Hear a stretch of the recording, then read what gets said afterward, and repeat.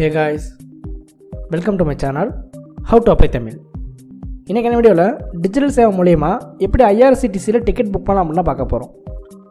இந்த ticket book பண்ணுற process பார்த்தீங்கன்னா பழைய வீலிஸ் எல்லாருக்குமே தெரிஞ்சிருக்கும், புது வீலிஸ்க்கும் ஒரு சில சந்தேகங்கள் இருக்கும். ஸோ இன்றைக்கான வீடியோவில் அதை டீட்டெயிலாக பார்க்க போகிறோம். இந்த ஐஆர்சிடிசி ஐடியை பொறுத்த வரைக்கும் பார்த்தீங்கன்னா முன்னாடிலாம் காமனாக இருக்க போர்ட்டல்லையே நம்மளோட சிஎஸ்சி லாகினை போட்டு நம்ம டிக்கெட் புக் பண்ணிக்கிட்டு இருந்தோம். ஆனால் இப்போ ரீசெண்ட் டைமில் பார்த்தீங்கன்னா சிஎஸ்சிக்காக தனியாக ஒரு போர்ட்டலே கொடுத்துட்டாங்க டிக்கெட் புக் பண்ணுறதுக்கு. ஸோ அதனால் பழைய போர்ட்டல் யூஸ் பண்ணுறத விட உங்களுக்கு புது போர்ட்டலில் பார்த்தீங்கன்னா யூசர் ஃப்ரெண்ட்லியாக இருக்குது. ரெண்டாவது டிக்கெட் நம்மளால் சீக்கிரம் புக் பண்ண முடியுது.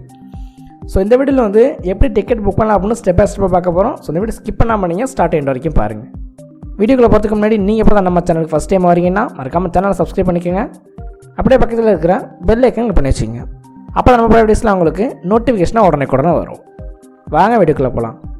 இந்த ஐஆர்சிடிசி ரெஜிஸ்ட்ரேஷன் பார்த்தீங்கன்னா நம்ம சிஎஸ்சி மூலிமா பண்ணால் மட்டும்தான் ரெஜிஸ்ட்ரேஷன் ஃபீஸ் கம்மி. இது பழைய வேலிஸ் எல்லாருக்குமே ஐடி வச்சுருப்பாங்க. புது வேலிஸ் இப்போ ரெஜிஸ்டர் பண்ணியிருப்பீங்க. ரெஜிஸ்டர் பண்ணியிருக்க வேலிஸ்க்கும் கூடிய சீக்கிரம் ஐடி வந்துடும். ஸோ ஐஆர்சிடிசியில் டிக்கெட் புக் பண்ணுறதுக்கு ஃபஸ்ட்டு டிஜிட்டல் சேவை ஓப்பன் பண்ணிங்க. டிஜிட்டல் சேவையில் மேலே சர்ச் ஆப்ஷன் இருக்கும். ஸோ இதில் போய்ட்டு ஐஆர்சிடிசின்னு டைப் பண்ணுங்கள். ஸோ டைப் பண்ணிங்க அப்படின்னா ஃபஸ்ட்டு பார்த்தீங்கன்னா ஐஆர்சிடிசி ரயில்வே டிக்கெட் புக்கிங் அப்படின்னு இருக்கும். நெக்ஸ்ட்டு கீழே பார்த்தீங்கன்னா ஐஆர்சிடிசி ரெஜிஸ்ட்ரேஷன் அப்படின்னு இருக்கும்.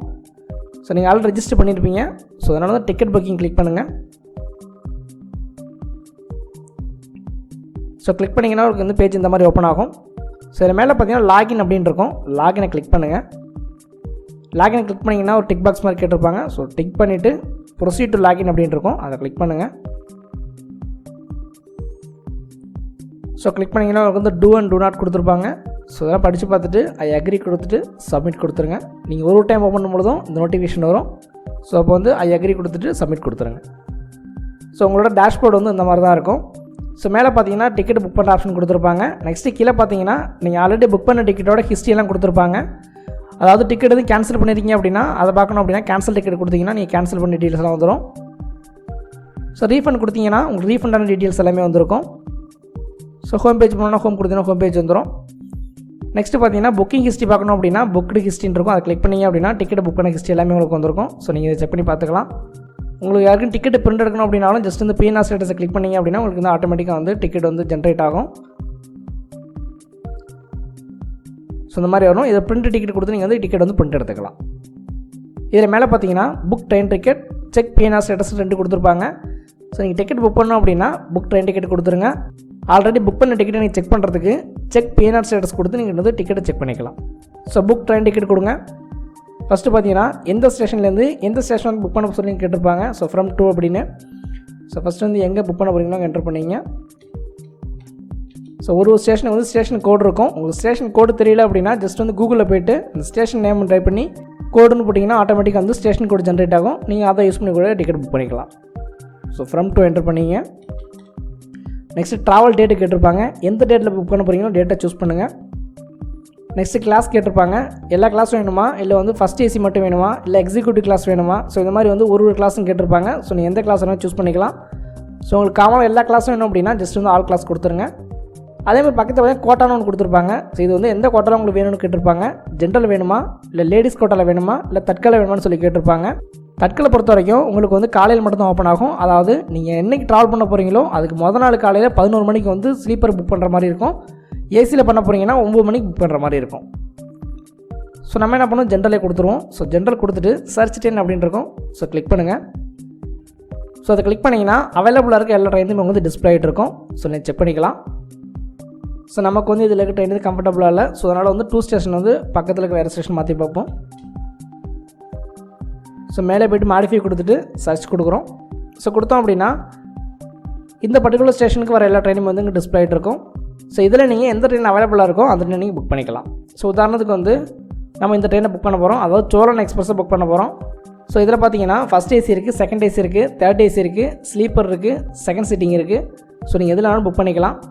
உதாரணத்துக்கு நம்ம ஃபஸ்ட்டு செகண்ட் சீட்டிங்கை செக் பண்ணி பார்ப்போம். ஸோ செக் அவைலபிலிட்டி கொடுத்தீங்க அப்படின்னா ஸோ இதில் டிக்கெட் இருக்கான்னு சொல்லி வந்துடும். அதாவது GNWL 54 இருக்கும். அதாவது ஜென்ரல் வெயிட்டிங் லிஸ்ட் 54. இதில் டிக்கெட் வெயிட்டிங் லிஸ்ட்டில் தான் இருக்குது. இதை நம்ம கன்ஃபார்மாக சொல்ல முடியாது கன்ஃபார்ம் ஆகும் அப்படின்னு. ஸோ வெயிட்டிங் லிஸ்ட்டில் பண்ணிங்கன்னா யாரும் கேன்சல் பண்ணால் உங்களுக்கு அப்டேட் ஆகும், இல்லைனா அப்டேட் ஆகாது. ஸோ ஸ்லீப்பர் கிளிக் பண்ணிங்கன்னா ஸ்லீப்பருக்கு அவைலபிலிட்டி உங்களுக்கு வந்திருக்கும். அதே மாதிரி ஒன்று ஒன்றா செக் பண்ணி பார்த்துக்கலாம். ஸோ நம்ம வந்து தேர்ட் ஏசி புக் பண்ண போகிறோம். ஸோ அதனால் தேர்ட் ஏசி கிளிக் பண்ணுறேன், செக் அவைலபிலிட்டி கொடுக்குறேன். ஸோ கொடுத்தோம் அப்படின்னா எத்தனை அவைலபிள் இருக்குது அப்படின்னு சொல்லி வந்துடும். ஸோ அன்றைக்கி டேட்டில் பார்த்தீங்கன்னா 250 சீட் இருக்குது. ஸோ அதை கிளிக் பண்ணுறேன். ஸோ கிளிக் பண்ணிங்கன்னா உங்களுக்கு வந்து ஒரு பாப்பப் மாதிரி வரும். ஜஸ்ட்டு ஓகே கொடுங்க. ஸோ ஓகே கொடுத்தீங்கன்னா உங்களுக்கு வந்து இந்த மாதிரி ஒரு டேஷ்போர்டு வரும். ஃபஸ்ட்டு வந்து க்ளோஸ் கொடுத்துங்க. ஸோ இதில் ஃபஸ்ட்டு வந்து பேசஞ்சர் டீட்டெயில்ஸ் கேட்டிருப்பாங்க. ஸோ பேசஞ்சர் டீட்டெயில் வந்து என்டர் பண்ணிங்க. மிஸ்டரா மிஸ்டர்ஸா மிஸ்ஸான்னு சொல்லி கேட்டிருப்பாங்க. ஸோ டைட்டில் சூஸ் பண்ணிங்க. பேசஞ்சர் நேம் என்டர் பண்ணுங்கள். அடுத்து பேசஞ்சரோட ஏஜ் கேட்டிருப்பாங்க, ஏஜ் என்டர் பண்ணுங்கள். நெக்ஸ்ட் வந்து ஜெண்டர் கேட்டிருப்பாங்க, ஜெண்டரை சூஸ் பண்ணுங்கள். ஸோ கண்ட்ரிலாம் நீங்கள் வந்து மாற்ற வேண்டியதில்லை. ஸோ ப்ரிஃபரன்ஸை பொறுத்த வரைக்கும் உங்களுக்கு எந்த சீட் வேணுமோ நீங்கள் வந்து ப்ரிஃபரன்ஸ் கொடுத்துக்கலாம். ஸோ நம்ம ப்ரிஃபரன்ஸ் வந்து கொடுக்கல. ஸோ பேசஞ்சர் டீட்டெயில்ஸ் என்டர் பண்ணிவிட்டு ஆட் பேசஞ்சர் கொடுக்குறேன். ஸோ அடுத்த பேசஞ்சர் டீட்டெயில்ஸ் என்டர் பண்ணிக்கிறேன். ஜெண்டர் கேட்டிருப்பாங்க, ஜெண்டர் சூஸ் பண்ணுங்கள். ஸோ கொடுத்துட்டு ஆட் பேசஞ்சர் கொடுத்துருங்க. ஸோ இது மாதிரி வந்து ஒரு டிக்கெட்டுக்கு வந்து நீங்கள் 6 பேசஞ்சருக்கு ஆட் பண்ணிக்கலாம். ஸோ பேசஞ்சர் ஆட் பண்ணிவிட்டு நெக்ஸ்ட்டு கீழே வந்தீங்கன்னா போர்டிங் ஸ்டேஷன் வந்து சேஞ்ச் பண்ணி கேட்டிருப்பாங்க. ஸோ எஸ்னா எஸ் கொடுங்க, இல்லைனா வந்து நோ கொடுத்துருங்க. ஸோ நெக்ஸ்ட்டு கீழே வந்தீங்கன்னா மொபைல் நம்பர் கேட்டிருப்பாங்க. கஸ்டமரோட மொபைல் நம்பர் என்டர் பண்ணுங்கள். ஸோ மொபைல் நம்பர் என்டர் பண்ணிவிட்டு நெக்ஸ்ட் ஸ்க்ரோல் பண்ணி கீழே வந்தீங்கன்னா அதர் ப்ரிஃபரன்ஸ்னு சொல்லி கொடுத்துருப்பாங்க. இதில் பார்த்தீங்கன்னா கன்சிடர் ஃபார் ஆட்டோ அப்கிரேடேஷன் சொல்லி ஒரு ஆப்ஷன் கொடுத்துருப்பாங்க. ஸோ அதோட உங்களுக்கு விருப்பம் இருந்துச்சு அப்படின்னா ஆட்டோ அப்கிரேட் கொடுத்துருங்க, இல்லைனா கூட நீங்கள் வேண்டியதில்லை. ஸோ நெக்ஸ்ட்டு கீழே பார்த்தீங்கன்னா ட்ராவல் இன்சூரன்ஸ் போகிறீங்கன்னு சொல்லி கேட்டிருப்பாங்க. மேக்ஸிமம் வந்து எல்லாருக்கும் வந்து ட்ராவல் இன்சூரன்ஸ் போட்டு விடுங்க. ஸோ எஸ் கொடுத்துட்டு ஜஸ்ட்டு கண்டினியூ கொடுங்க. கண்டினியூ கொடுத்தீங்கன்னா பேசஞ்சர் டீட்டெயில்ஸ் கொடுத்துருப்பாங்க. நெக்ஸ்ட் நீங்கள் ஃபேர் டீட்டெயில்ஸ் கொடுத்துருப்பாங்க. டிக்கெட் ஃபேரை பொறுத்த வரைக்கும் 1110 ரூபா ticket fare. IRCTC convenience fees பார்த்தீங்கன்னா 35 ரூபா. இன்சூரன்ஸ் வந்து 0.7 பைசா. ட்ராவல் ஏஜென்ட் சார்ஜ் பார்த்தீங்கன்னா 40 ரூபா. அதாவது ஒரு பர்சனுக்கு வந்து 20 ரூபா, 2 பர்சன் போட்டதுனால 40 ரூபா. இந்த IRCTC ஐடியை பொறுத்த வரைக்கும் நீங்கள் டிக்கெட் ஃபேர் எவ்வளோ இருக்கோ அந்த ஃபேர் மட்டும்தான் வாங்கணும். அடிஷ்னலாக வேறு எதுவும் ஃபேர் வாங்கக்கூடாது. நீங்கள் அடிஷ்னலாக வந்து ஃபேர் வாங்குறீங்கன்னு சொல்லி கம்ப்ளைண்ட் பண்ணாங்க அப்படின்னா அது ஆஃபர்ஸில் வந்துடும். ஸோ அதனால் உங்கள் டிக்கெட்டில் என்ன ஃபேர் பிரிண்ட் ஆகுதோ அந்த ஃபேர் மட்டும் வாங்கிங்க. ஸோ ஃபேர்லாம் செக் பண்ணிவிட்டு கீழே பார்த்தீங்கன்னா பே அப்படின்னு இருக்கும். பேவை கிளிக் பண்ணுங்கள். பேவை கிளிக் பண்ணிங்கன்னா உங்கள் லோடாகி அடுத்த பேஜ் ஓப்பன் ஆகும். இதில் பார்த்தீங்கன்னா CSC பாஸ்வேர்டு கேட்டிருப்பாங்க. உங்களோட பாஸ்வேர்டு என்டர் பண்ணுங்கள். ஸோ என்டர் பண்ணிங்கன்னா அடுத்து வேலட் பின் கேட்டிருப்பாங்க. வேலட் பின்னை என்டர் பண்ணுங்கள். பின்னை என்டர் பண்ணிங்கன்னா பேமெண்ட் வந்து சக்ஸஸ் ஆகிடும். பேமெண்ட் பண்ணதுக்கப்புறம் அடுத்த பேஜ் என்ன வரும் அப்படின்னா நீங்கள் IRCTC ரெஜிஸ்டர் பண்ணும்பொழுது எந்த மொபைல் நம்பர் கொடுத்தீங்களோ அந்த மொபைல் நம்பருக்கு ஒரு OTP வரும். அந்த OTPயை இங்கே என்டர் பண்ணுங்கள்.